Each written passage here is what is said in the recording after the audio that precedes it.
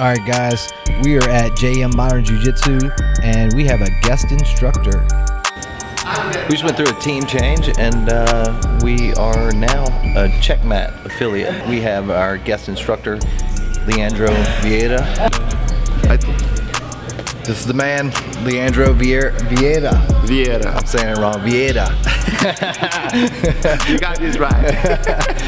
But yeah, so I'm just gonna document you, but I'll try not to intervene too much. No, it's okay. It's okay. Let's do it. And then hopefully, just don't post all the secret. All right. It's just for us.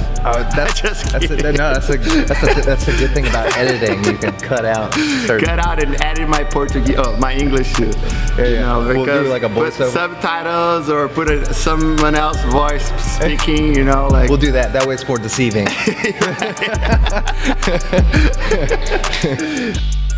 Leandro started training jiu-jitsu when he was just 5 years old. He is now a 4th degree black belt. He's also the co-founder of Checkmat BJJ affiliation. He's the head coach for the mixed martial arts team at American Kickboxing Academy, which is renowned for being one of the most successful teams in the world, located in San Jose, California. We were all blown away with the level of instruction he provided. One thing that stood out to me was the level of playfulness he brings to his classes and to his training sessions. This, like many lessons in jiu-jitsu, we can bring into our daily lives. On this final day he was teaching, we did a class that was strictly questions and answers. When I had a question, he wanted to film, so I told him to keep the camera as level as possible. Good. All right, now I'm recording. Man, that's so hard. I need to keep the green straight, right? Well, yeah. Oh, try it. All right, good. What's the question? So it's actually a better shot when you have both of our heads in there instead of my butt. Yeah. All right. I like that angle. I'm sorry. I know that sounds weird, but you know. So here, and then I think it was. I just wanted to go over that sequence again where you went through here. I mean, It's either that or control the knee and butt scoot back. But then wait, before you turn your butt this way, let me go that way. I don't want to record your butt again. Oh, now I'm recording his butt. Am I going? I'm gonna continue. No, under his leg, under. Control his knee, both hands on the knee, on his knee. Sit on the mat, and then some knee slicing under, like press under. Keep driving. It's more your hip. Let me go here. Yeah, unbelievable. You're doing the drills like I'm doing the camera job. You're gonna find a way to like stabilize that thing. So when I'm here and he goes with the leg, right? Some of you guys are trying to drive with my shoulder, and then I will not be able to. This is a way to block my shoulder. He either blocked my shoulder or blocked my hip. Right, so my hip goes first, and I'm just pushing myself back where I got it to the side. Right, so here. So we're gonna do the same thing. He's gonna come over. Now I'm trying to go under, but now he's gonna block my hips because my hip is going. That's when I switch over. Right, and then I'm gonna just follow up. Should I show? Was that secret? I can cut it out later. Here, I'm gonna just keep going, turning his hip, lifting the leg. Yeah. Cupping. That's it. And then I had the opportunity to roll with him. Like I said, there's something about his playfulness that I feel like you learn a lot more because you're willing to try a lot of different things. Whereas, you know, if somebody's taking it too seriously, you're not trying as many different positions. You're too worried about points, and you're too worried about your ego's too worried about having about winning. Whereas we're just training, so the idea is to try as many different things and be used to as many different positions as you can. So keeping that playful attitude makes it more fun and makes you more willing to try new things.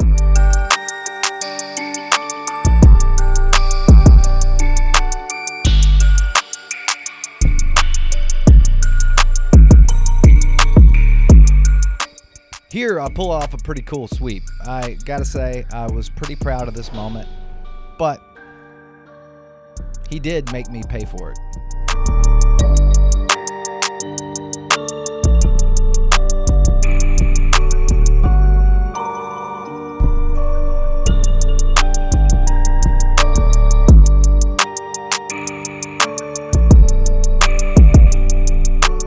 Not to mention, we are simulating death here. If you haven't done jiu-jitsu before, that is kind of the fun thing about it, is you're learning effective techniques, but having fun with it.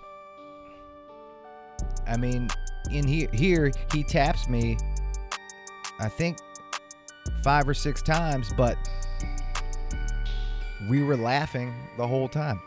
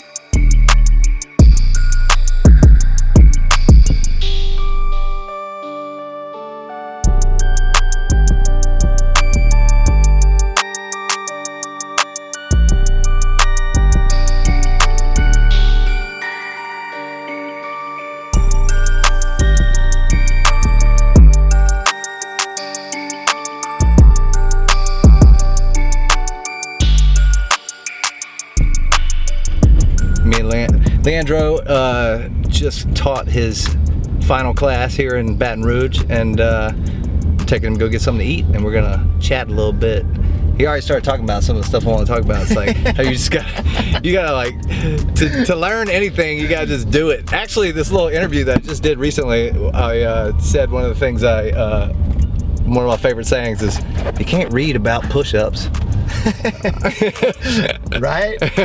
I think I was listening to a podcast, Brazilian podcast, and they were saying like how the school, right? How the process of school and everything is like need to be changed, right? Like the system, the work system, the hours of work was put together in a time where that required to be along that 8 to or 9 to 3 or 8 to 4. I mean, you have everybody need to go work together at the same time.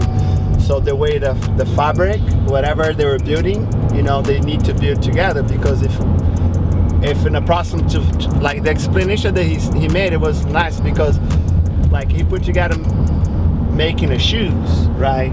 To making the shoes, the process of making the shoes, they need someone building the top when someone's building the back, right?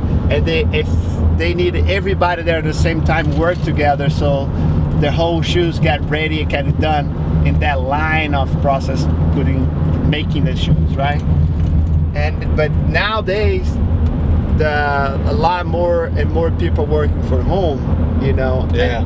And doesn't mean the quality time you're spending doing something doesn't mean you need to spend all the 8 hours or 8 hours of work that's gonna make you do your job, right? And then that's what they were talking about, how the life has changed, how the technology has changed our life, but most of our system hasn't been changed, hasn't been adapted to that. Hasn't adapted, yeah. Some companies are doing that, like putting things in a way where allowing the employees to work from home and do a job from home, and I believe if it didn't work, would be less and less people doing that, but it's the other way around. I see more and more people working from home and keep it up with the results, right? Mm-hmm. And that apply with I would say with jiu-jitsu too, you know, like the way jiu-jitsu evolves and got to a point where like it's a lot more because the competition, the way the build up the competition, right? Jiu-jitsu back when I started was a lot more with self-defense, you know, like how to protect yourself, and we drill self-defense too. Wasn't that many a competition. I'm gonna drive real quick. We'll finish this in a second. I'm sorry. 2772. Would you like a receipt today, sir? Please.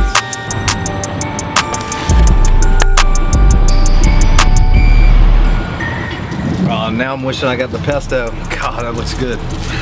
This is pretty good. I mean, it looks good. pretty basic. Let's right? try fun.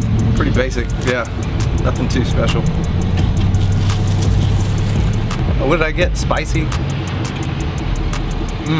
No, peanut. Okay, never mind. This is actually, peanut's pretty good. What's peanut? Peanut butter or like peanut? It's like Thai, kind of like Thai peanut sauce. No. You don't like that? It's probably good on the broccoli too. Not bad. Man, one of the main things I wanted to mention about like just you in general and like, you know, the way you teach and the way you train, it's super playful. And I kind of wanted you to like talk a little bit about, yeah, it's all good, about the importance of like keeping that playful mindset, you know, not only in jiu-jitsu, but in life, you know, in general. That's one thing I definitely noticed about you and admired, you know. I think that comes along with trying to enjoy my time on the mat, right? I can't remember much when I started at 5, 6 years old, right? Like around the same time when you start going to school, right? And the feeling that I had, you know, that I keep with me is like, it wasn't a thing that I asked to go. Like, you don't ask to go to school to your parents, right? They just take you, and it's like, hey, that's what you're doing. And that was for my brothers and I when we start training jiu-jitsu. But it was fun. I mean, I can tell it was fun because I stick around, I still doing, and it's still fun for me, especially when I work with the kids, right? And to answer your question, it's so much fun that I try to make that a good time for myself too, right? I don't take too serious. I don't take. I try to leave out the stress out too, right? And that's just the best time of my day, and I try to take the best of that. If it's fun for me, it's gonna be fun for everybody around me too. Yeah, that's true, man. It's true about anything, like being the teacher, kind of. If it wasn't fun, I would not be doing it.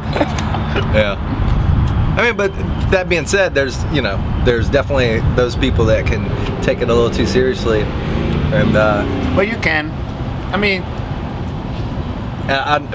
Fighters, me right? In general, yeah. When I'd go into a tournament situation, I ended up having fun when I just let go and I didn't see it as so serious. Let me put a guy that like fighters, right? Like I was blessed to work with the best, one of the best, if not the best, MMA school, American Kickboxing Academy, where it put me to work with the greatest fighters, right? Like.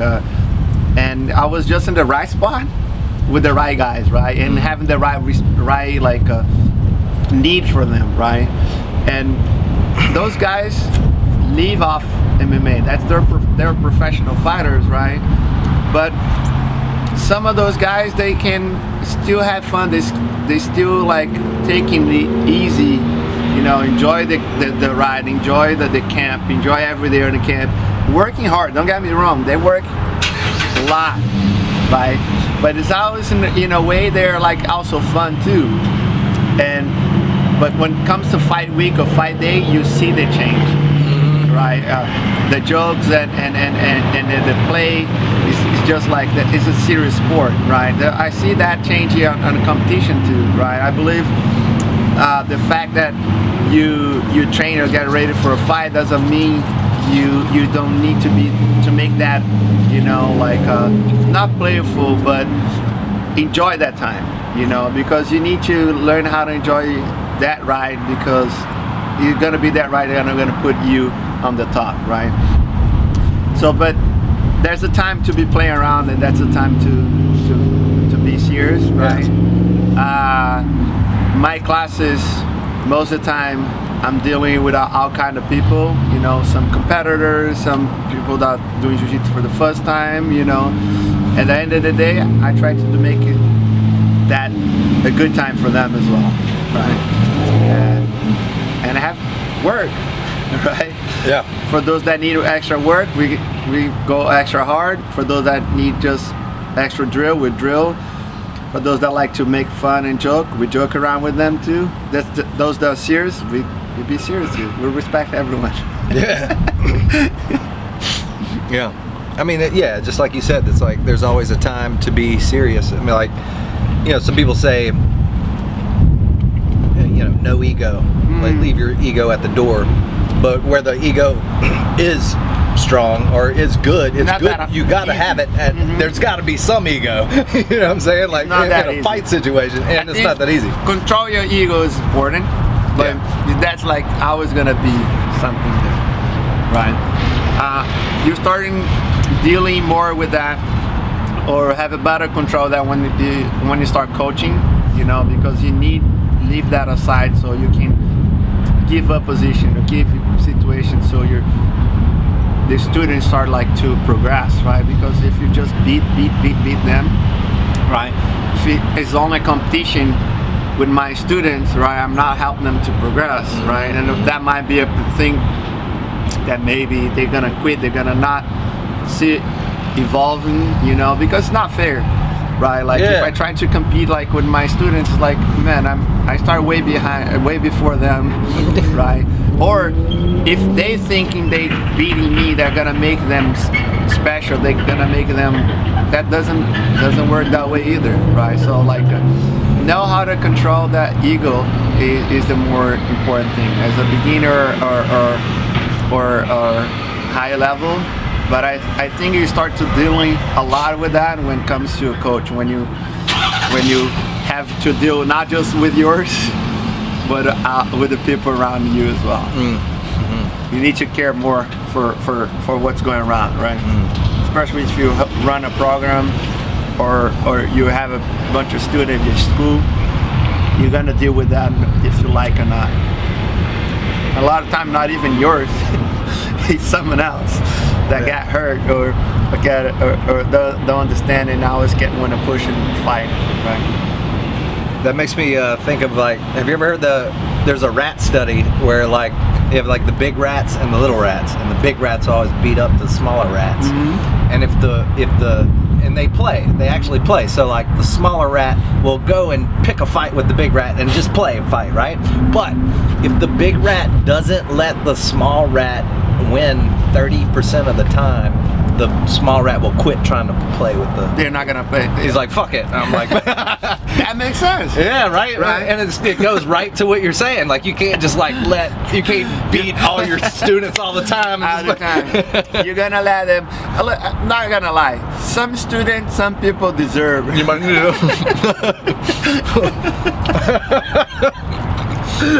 Can we cut that? No, just kidding.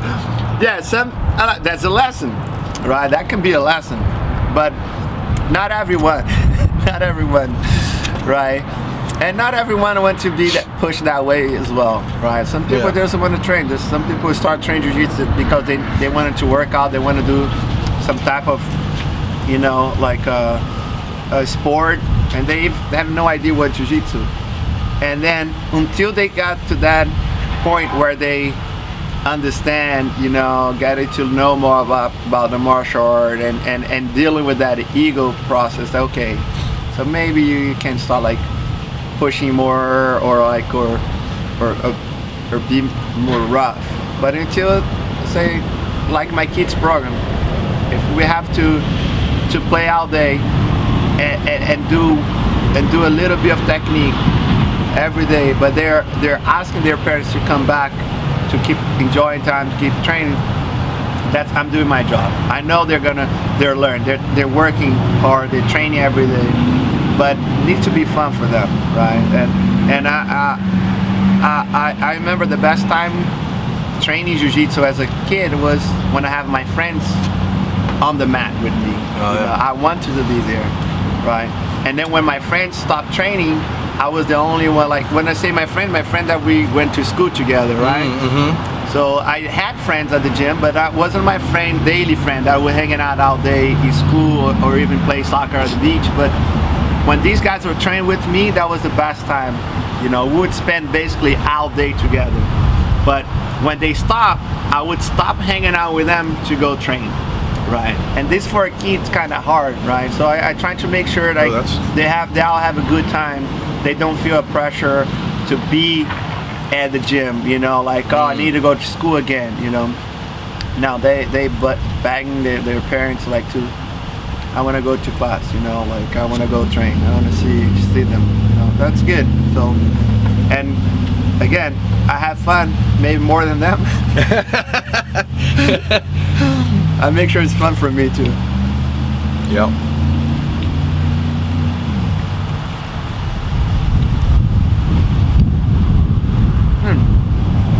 Not bad. It's good. Not bad, huh? I don't know about the peanut. You can try it if you want. But it's a Brazilian thing. You don't try it? We don't mix peanut on our food. Really? Yeah. It's like a Thai thing, I think. That's what it tastes like They to have me. some recipe, but it's very like specific, I would say. That's not like common.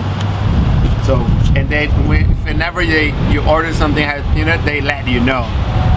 Or it's a big line, like, not because Allergies? not because of that, just because it's not like, Just because it's not normal. it's like, How often do you go back to Brazil?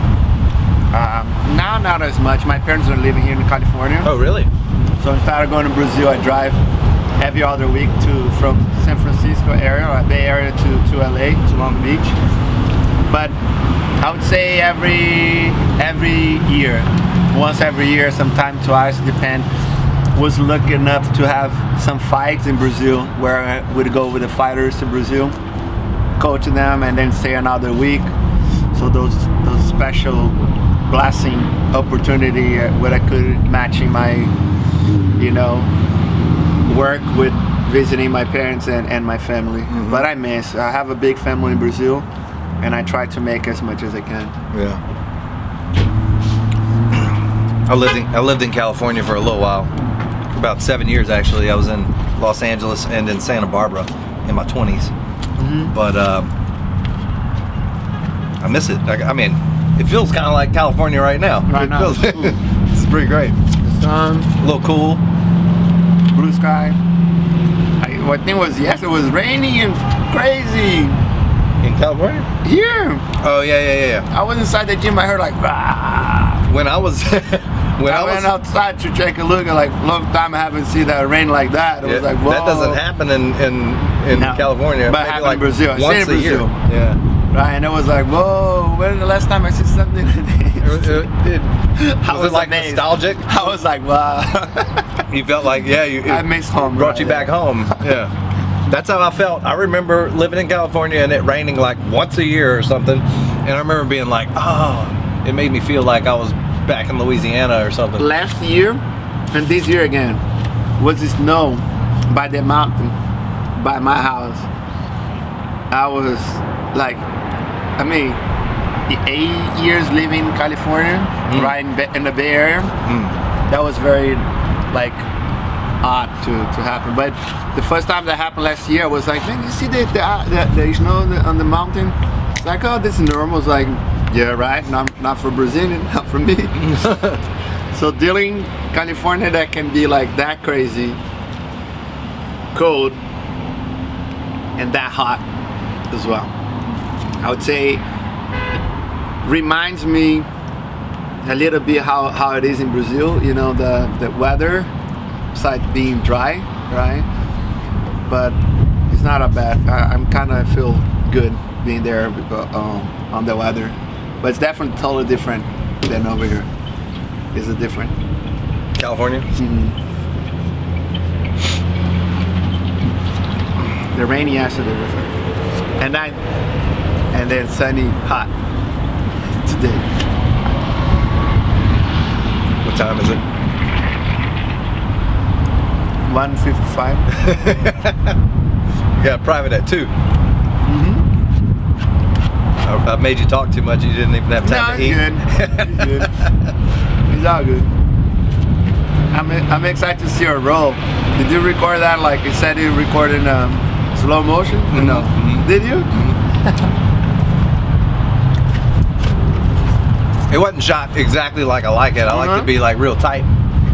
But I hope they catch my throw right? with the arm. We got you throwing me and the last 30 seconds. I remember that. Yeah, it was great. That's the only part you remember, huh? I wrist locked you. I was so like, is the camera on? Let's go. It was a wrist lock, a Kimura, an arm bar. I'm sure there was a choke in there. I could control my ego there. No, I'm just kidding. I want to be nice when you watch. I mean, I wasn't trying to hurt you. No, that's the part. That's kind of what that's part of what made me want to like bring it up, because I've actually done that too, where I'm rolling with like a white belt and I'm teaching them, but I'm also like giggling the whole time. You're like, I'm just kind of like, I'm being easy on you. I'm just kind of like fucking with you, and you know, it was pretty much the same thing, you know, in a certain level. It was just funny. And I appreciated it, you know. Like, no, it was good. I appreciated it. But I couldn't do just myself. You helped me out too. You set me up. They're pretty good. Thank you. You give up to me. That arm bar was like, nah. Tell them the truth. We drilled that before we go live. It was that good. It was good. But I don't know. I'm excited to watch it because it looked like if we tell we drill, we probably like. It looks like we did. It probably got so weird, like so funny how that happened. That was the last. I remember it was like throwing. Like you're going. You had my arm this way. You had the grip here, and then this leg was like over your shoulder. It was like, go for it. Yeah. It was good. You got any pointers? Just train more. You know, keep have fun, you know. Just keep having fun. It's not a race. You're not racing nobody, you race yourself.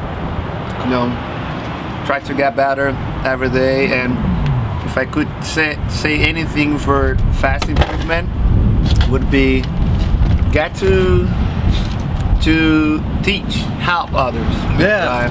That's the thing that was the switch. I had two big switch in like learning jiu-jitsu. Right, the first one I would say was when I first started teaching.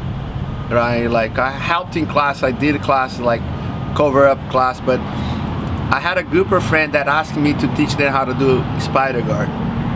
Right, and I had to break down things that was so natural for me, but I had no idea how I was doing it.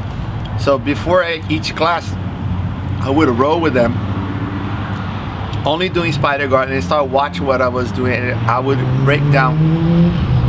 And that breakdown for make sure they would understand it. Over their questions just brought me right that my spider guard just become better. Right, and then from that, I was purple belt when I started doing that. Right, now I started teaching, and then that aspect started becoming all the way around my jiu-jitsu. Everything that I done, everything that I did, everything that how I do, I would try myself, watch what I do, and trying to say, and then I see, oh, they're not doing it again. Let me try again. That back and forth just sharpened up my technique. That was one. Then when I thought I was enough, I was good enough, I went to work at the MMA.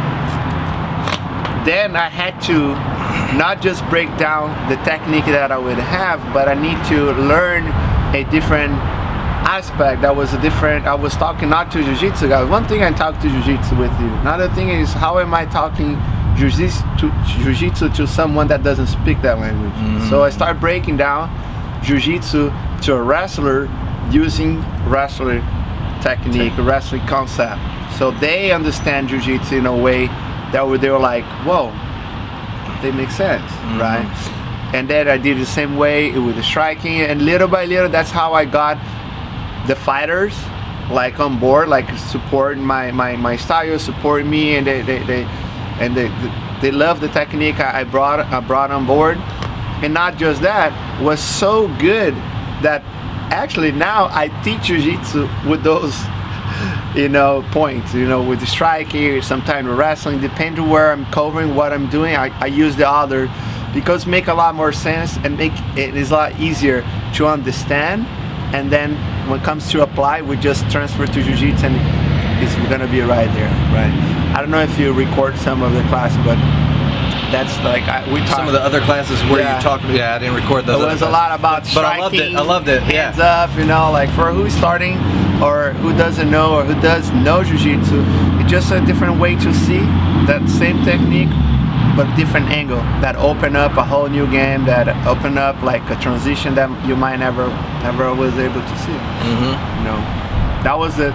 So with that, I would say get your time, work hard as you can, but also take your time teaching someone, take your time fixing someone again, because that automatically is gonna help yourself, automatically is gonna fix your game too. That's a good way to improve your skills. Now that you say that, I remember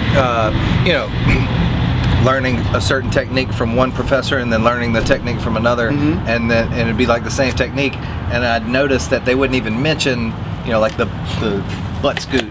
They're scooting over, because they just don't realize they're doing that. Because you know what I'm saying? That's kind of what you were. I have a hard time when people ask me, what about this guard or these things? Like, I don't do like I'm a black belt, but I don't do every guard. Lasso guard. That's one thing that I don't do. I don't know how to do it.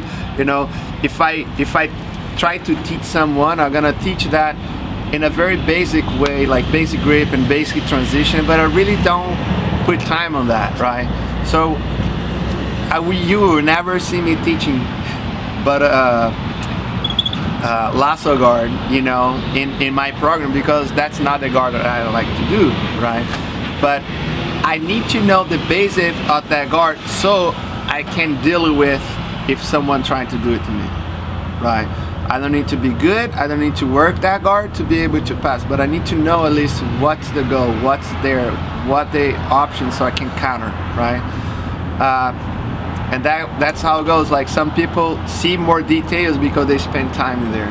Like other people see less detail, maybe because they don't do much, and that position they just try to cover up the basic, right? Because you never know, your body is gonna be useful in the different position that someone else with different body gonna have different style. So you end up like trying to give an option there and see where they're comfortable and build up from there, But that's those things that you don't learn once you're black belt or you start your program, and you're really looking up for the guys. So like, how I can make this student improve, and how I can make this student improve, and give the right feed them the right way so that you see the progress. All right, let's get you back to your private. Let's go. Let's work. I mean, not work. I can't tell how it works. We're gonna. Let's go home and have fun. Yeah. All right, guys. Cool.